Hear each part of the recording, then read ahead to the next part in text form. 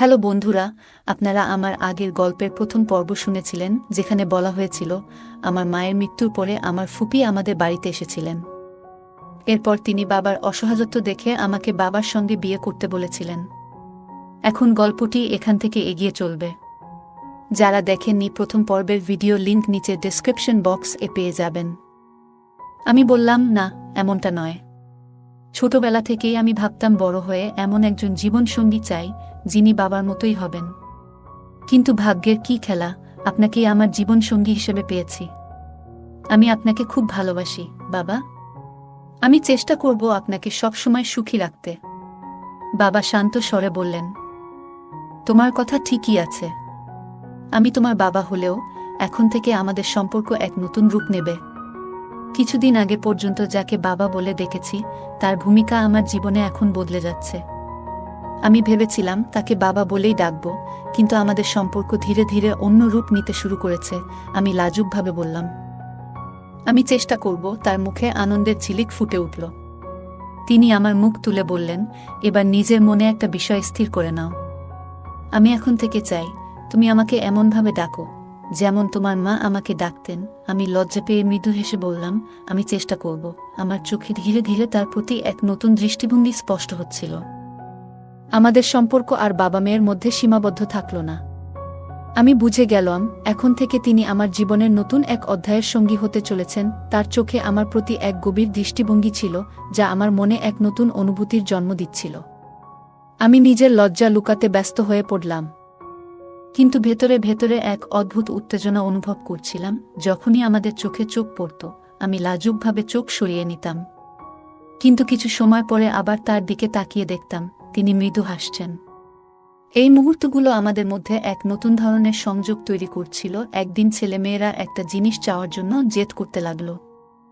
বাবা তাদের সেই মুহূর্তে তা দিতে রাজি হলেন না। তখন দুই সন্তান আমার দিকে তাকিয়ে বলল, মা, তুমি এনে দাও না। আমি হেসে বললাম, ঠিক আছে, নিয়ে নিও। তারা খুশিতে উজ্জ্বল হয়ে উঠল। কিন্তু তখন ছোট মেয়ে বলল, থাক মা, বাবা রাগ করবেন। আমি হেসে বললাম, বাবা রাগ করবেন না, এবং বাবার দিকে তাকিয়ে একবার মৃদু হাসলাম। বাবা কিছু বললেন না, শুধু হাসলেন। আমাদের সম্পর্কের মিষ্টি মুহূর্তগুলো এইভাবে এগিয়ে চলছিল। পরে আমরা একটি আইসক্রিম কাউন্টারে গিয়েছিলাম। বাবা সবার জন্য আইসক্রিম আনলেন এবং আমাকে নিজ হাতে আইসক্রিম খাওয়াতে শুরু করলেন। আমি লজ্জায় একটু হেসে বললাম, এটা বেশ ভালো লাগছে। বাবা মজা করে বললেন, তোমাদের মেয়েদের তো ক্রিমি আইসক্রিমই বেশি পছন্দ। এবার থেকে তোমাকে প্রতিদিন ভালো মানের ব্ল্যাক চকোবার আইসক্রিম খাওয়াবো। বাবার কথার অর্থ বুঝতে পেরে আমি একটু লজ্জা পেলাম। তার চোখে মিষ্টি হাসি দেখে আমি বুঝতে পারলাম আমাদের মধ্যে এক নতুন ধরনের সম্পর্ক তৈরি হয়েছে। আমরা সেদিন অনেকক্ষণ ঘুরলাম এবং রাতে খাবার প্যাক করিয়ে বাড়ি ফিরলাম। বাড়িতে আমি খাবার গুছিয়ে সবাইকে ডাকলাম। বাবা বললেন, নিশি, তুমি এসো, একসঙ্গে খাই। আমি হেসে বললাম, আপনারা খান, আমি পরে খাবো। বাবা জোর দিয়ে বললেন, না, তুমি আমার সঙ্গে বসে খাবে। আমি খাওয়ার টেবিলে খাবার দিতে গিয়ে সামান্য ঝুঁকলাম, তখন আমার শাড়ির আঁচল একটু সরে গেল। আমি তাড়াতাড়ি ঠিক করে নিলাম।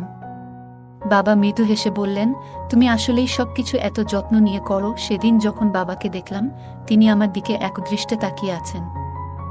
আমি লজ্জায় লাল হয়ে গেলাম। তার চোখ আমার চোখের সঙ্গে মিলতেই আমি মৃদু হেসে নিজের শাড়ির আঁচল ঠিক করে নিলাম। বাবা আমাকে পাশে বসতে বললেন, আর আমি কেন জানি না, না করতে পারলাম না। আমরা একসঙ্গে একই প্লেটে খেতে শুরু করলাম। এমন সময় বাবা চুপিসারে আমার হাতে খাবার দিলেন, আর আমিও তাকে খাইয়ে দিলাম। এই মুহূর্তগুলো যেন এক অদ্ভুত রোমান্টিক অনুভূতিতে ভরা ছিল। দুই সন্তান খুব ক্লান্ত ছিল এবং ঘুমে ঢুলছিল। আমি বললাম, আমি ওদের ঘুম পাড়িয়ে দিচ্ছি। তাদের শুইয়ে দিয়ে এসে দেখি বাবা এখনো বসে আছেন। আমি বললাম, আপনি একটু বিশ্রাম নিয়ে নিন। বাবা ঘরে চলে গেলেন, আর আমি রান্নাঘরে বাকি কাজ শেষ করতে ব্যস্ত হয়ে পড়লাম। রাত হয়ে গেল, বাবা ঘুমাননি। আমি বুঝতে পারছিলাম তিনি বারবার আমার কাছে আসার চেষ্টা করছেন। আমি ভাবলাম বাবাকে এক কাপ দুধ দিয়ে আসি, কিন্তু ঘরে গিয়ে বলবো নাকি এখান থেকেই জিজ্ঞেস করব, এই নিয়ে দ্বিধায় পড়ে গেলাম। অবশেষে বাইরে থেকেই ডেকে বললাম, শুনছেন রিঙ্কির বাবা, আপনার জন্য কি গরম এক কাপ দুধ দেব? সেদিন অজান্তে প্রথমবার আমি তাকে রিঙ্কির বাবা না ডেকে শুনছেন বলে ডাকলাম, যেভাবে মা বাবাকে ডাকতেন। সেদিন যখন আমি বাবাকে ডাকলাম তখন অজান্তে এমন কিছু বলে ফেলেছিলাম যা আমাকে লজ্জায় ডুবিয়ে দিল। আসলে আমি তাকে প্রথমবার স্বামী হিসেবে সম্বোধন করেছিলাম। নিজেই নিজের কথায় লজ্জিত হয়ে পড়েছিলাম। বাবা ভেতর থেকে মজা করে বললেন, প্রিয়াজি, কি জানতে চাইছেন? তার এমন কথা শুনে আমার লজ্জার দ্বিগুণ হয়ে গেল। কিছু বলতে পারলাম না। তখনই তিনি বাইরে এলেন। তার মুখে এক মিষ্টি হাসি ছিল। তাকে সামনে দেখে আমার হৃদস্পন্দন যেন দ্রুত হতে লাগল। আমি ঘাবড়ে গিয়ে এদিক ওদিক তাকিয়ে কোনোভাবে বললাম, ওই, আমি দুধ দিতে এসেছি। তিনি মুচকি হেসে আমার কানে ফিসফিস করে বললেন, প্রিয়াজি, আপনার আদেশ আমাদের মাথায়। আমরা তো আপনার সেবক। তার এমন মজার কথা শুনে আমি লজ্জায় রাঙা হয়ে গেলাম। কিছু বলতে না পেরে তাড়াতাড়ি সরে এলাম। কিন্তু তার সেই কথাগুলো বারবার মনে পড়ছিল, আর আমি লজ্জায় আর আনন্দে মুচকি হাসছিলাম। আমি রান্নাঘরে গিয়ে এক গ্লাস দুধ গরম করে তাকে দিলাম। তিনি বললেন, মনে হচ্ছে তুমি এতে চিনি দাওনি। আমি বললাম, না, দিয়েছি তো। তিনি গ্লাসটা আমার দিকে বাড়িয়ে বললেন, তাহলে নিজেই একবার চেখে দেখো। আমি একটু চেখে দেখে বললাম, চিনি তো ঠিকই আছে। তখন তিনি মুচকি হেসে বললেন, তোমার খাওয়ার পরেই এটা মিষ্টি হয়ে গেছে। তার এমন মজার কথা শুনে আমি এত লজ্জা পেলাম যে তাড়াতাড়ি নিজের ঘরে চলে এলাম। তার কথা মনে পড়তেই আবার মুচকি হাসি ফুটে উঠল। বাবা এতটা মজার হতে পারেন তা আগে কখনো কল্পনা করিনি। ঠিক তখনই ফুপির ফোন এলো। আমি ফোন তুলে গল্প করতে লাগলাম। গল্পের মাঝখানে ফুপি জিজ্ঞেস করলেন, ভাবি, সব ঠিকঠাক তো? সেদিন আমি বাইরে গিয়ে ফুপির সঙ্গে কথা বলতে শুরু করলাম। তিনি আমাকে জিজ্ঞেস করলেন, ভাবি, রিঙ্কি তো বেশ জেদ ধরেছিল, কোথায় নিয়ে গেলেন? আমি বললাম, হ্যাঁ ফুপি, বাচ্চারা অনেকদিন ধরে বাড়িতে ছিল, তাই একটু বাইরে আয়েস করতে নিয়ে গেলাম। ফুপি মুচকি হেসে বললেন, ভাবি, আমার ভাই আর আপনার মধ্যে কি কোনো নতুন সম্পর্ক তৈরি হলো? আমি একটু লজ্জা পেয়ে বললাম, এখনো নয়, তবে হয়ে যাবে। আমি জানতাম ফুপি কোনো সম্পর্কের কথা বলছেন। আমি বললাম, দিদি, নতুন সম্পর্ক ঠিকভাবে তৈরি করতে হলে পুরনো সম্পর্কগুলো ভুলতে হবে। সেটা আমাদের সবার জন্যই ভালো। ফুপি সায় দিয়ে বললেন, ঠিকই বলেছ ভাবি, তবে মনে হচ্ছে তোমরা দুজন মিলে ভালোই সময় কাটিয়েছ। আমি মৃদু হেসে বললাম, আপনি কি বলছেন ফুপি? তারপর ফুপি বললেন, আমাকে ফুপি না বলে দিদি বলে ডাকো। ঠিক আছে দিদি, এখন থেকে ডাকবো। আমি বললাম। তখন দিদি আমাকে ঠাট্টা করে বললেন, ভাবি, আমার ভাই কি তোমার হাত ধরেছেন? আমি হেসে বললাম, উফ দিদি, আপনি কেমন কথা বলছেন? দিদি বললেন, তাহলে তুমি কিভাবে বুঝলে যে তিনি পুরনো সম্পর্ক ভুলে গেছেন? আমি বললাম, তেমন কিছু নয় দিদি। আমরা যখন বাইরে আইসক্রিম খেতে গিয়েছিলাম তখন উনি বলছিলেন, তোমাকে রোজ আইসক্রিম খাওয়াবো, আর সেটা শুনে আমি বুঝে গিয়েছিলাম যে তিনি কোনো আইসক্রিমের কথা বলছেন। দিদি মজা করে বললেন, আহা ভাবি, সেটা তো আসল আইসক্রিম, চোকোবার, খুবই মজার জিনিস। এই কথা শুনে আমি লজ্জায় রাঙা হয়ে গেলাম এবং নিজের ঘরে ফিরে এলাম। বিছানায় শুয়ে তখনও ফুপি কথাগুলো কানে বাজছিল। আমি মনে মনে ভাবছিলাম, পাপা আমাকে সত্যি সত্যি চোকোবার খাওয়াবেন? তারপর নিজেই উত্তর দিলাম, কেন নয়?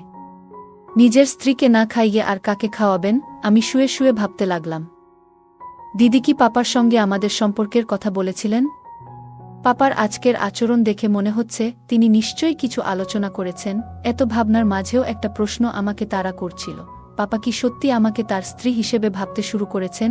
সকালবেলা আমি বসে বসে ভাবছিলাম, পাপা কি সত্যিই আমাকে তাদের সন্তানদের মা হিসেবে দেখতে চান? কিছুক্ষণ চিন্তাভাবনার পর নিজেই উত্তর পেয়ে গেলাম, যদি সেটা না চাইতেন তবে কেন বলতেন আমাকে পাপা বলে ডেকো না? আমি তোমার বাবা নই, আমি তোমার সন্তানের বাবা। এটা পরিষ্কার ছিল যে তিনি আমাকে সন্তানদের মা হিসেবে দেখতে চান। পরের দিন সকালে বাচ্চারা স্কুলের জন্য তৈরি হয়ে বেরিয়ে পড়ল। পাপা তখনও ঘুমাচ্ছিলেন। আমি ভাবলাম, কেন না বুয়াকে ফোন করে জেনে নিই তিনি পাপার সঙ্গে আমাদের বিয়ের ব্যাপারে কথা বলেছেন কিনা। আমার মনে নানা প্রশ্ন ঘুরছিল, তাই আর অপেক্ষা না করে ফোন করলাম। আমি বললাম, দিদি নমস্কার। বুয়া হাসতে হাসতে বললেন, কি ভাবি, আবার বুয়া? ঠিক করে বলো। আমি একটু লজ্জা পেয়ে বললাম, সরি দিদি। দিদি বললেন, বলতো, এত সকালে আমাকে কি মনে পড়ল? আমি বললাম, দিদি, আসলে কিছু বুঝতে পারছি না কিভাবে আপনার সঙ্গে বলবো। দিদি মিষ্টি গলায় বললেন, ভাবি, কি হয়েছে বলো তো? আমি বললাম, দিদি, আপনার কি পাপার সঙ্গে কোনো কথা হয়েছে? দিদি মজা করে বললেন, কেন ভাবি, এত তাড়াতাড়ি কিসের এত উৎসাহ? আমি লজ্জা পেয়ে বললাম, দিদি, তেমন কিছু না। আমি জানতে চাইছিলাম আপনি কি তার সঙ্গে আমাদের সম্পর্ক নিয়ে কথা বলেছেন? দিদি বললেন, হ্যাঁ ভাবি, কথা তো হয়েছেই। তোমার কি মনে হয়? আমি তো জানতাম পাপা শুনেই খুশি হয়ে যাবেন।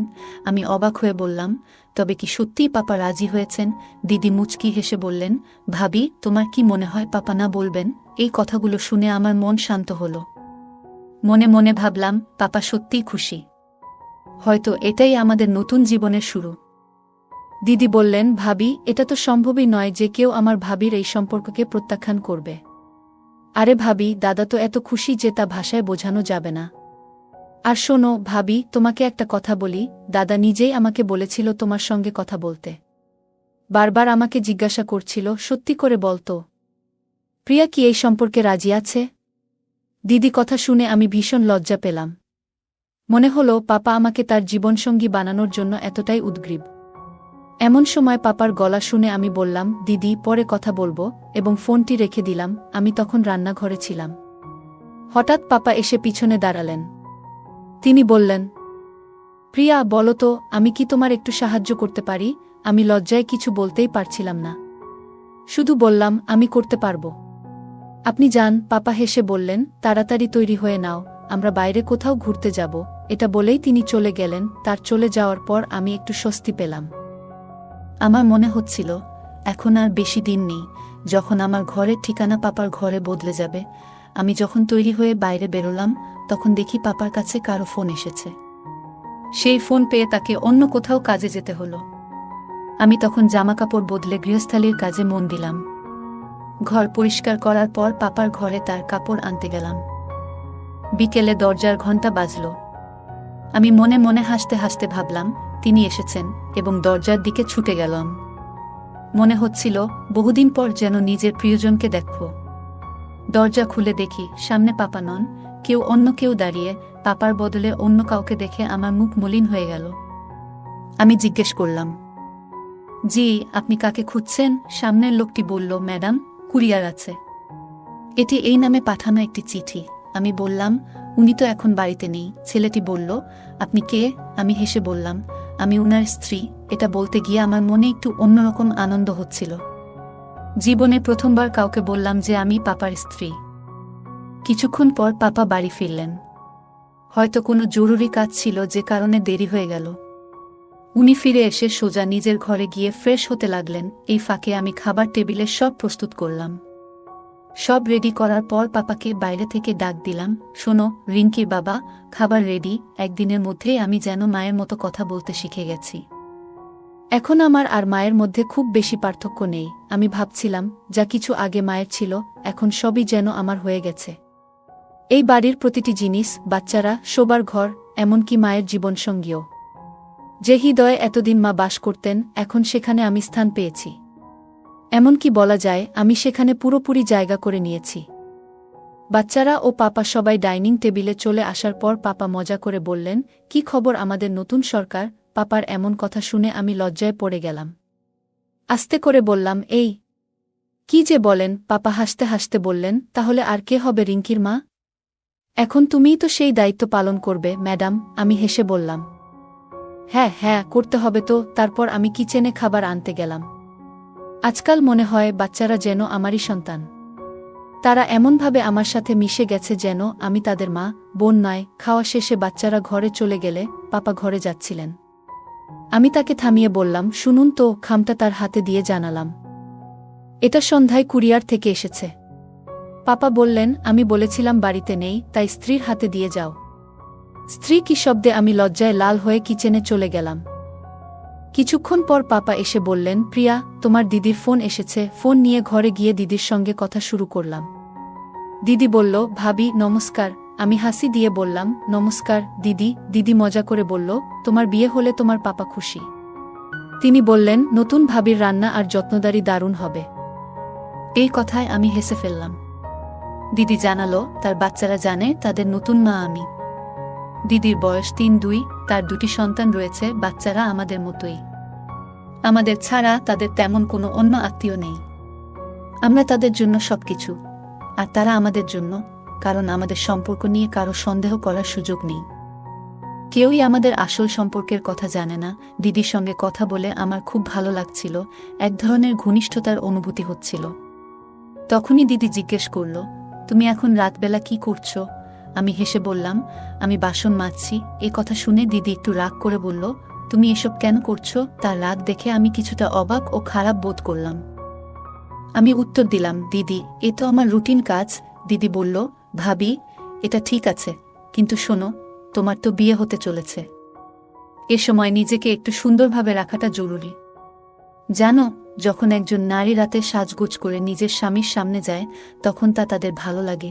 এ কথা শুনে আমি লজ্জায় মাটিতে মিশে যেতে চাইছিলাম। ধীরে ধীরে বললাম, দিদি, তুমি এ কি বলছো? দিদি হাসতে হাসতে বলল, ঠিকই বলছি। এখন থেকে নিজেকে সবসময় প্রস্তুত রাখবে। জানো ভাবি, পুরুষদের নিয়ন্ত্রণে রাখতে হলে তাদের প্রতি তোমার যত্ন এবং আকর্ষণ ধরে রাখা খুব জরুরি। আমি মাথা নেড়ে বললাম, ঠিক আছে দিদি, আমি খেয়াল রাখব। তারপর দিদি বলল, ভাবি, আরেকটা জরুরি কথা।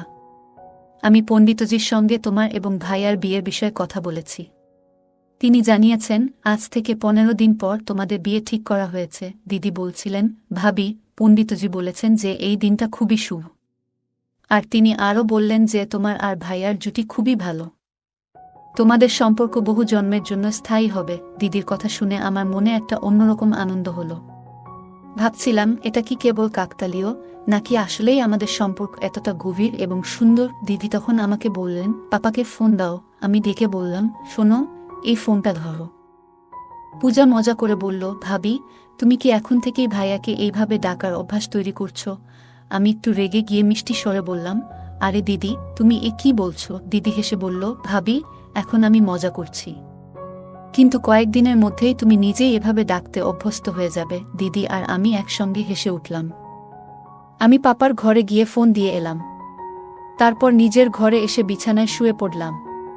কিন্তু আজ আমার ঘুম কিছুতেই আসছিল না।